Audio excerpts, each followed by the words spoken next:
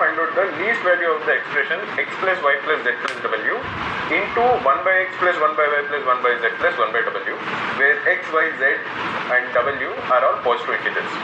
We know that arithmetic mean of any set of 4 numbers is greater than or equal to the geometric mean, which also is greater than or equal to the harmonic mean.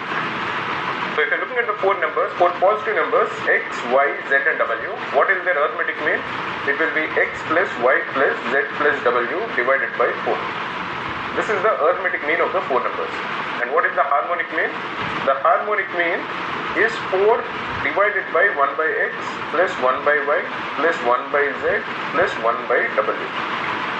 We know that arithmetic mean is always greater than or equal to the harmonic mean.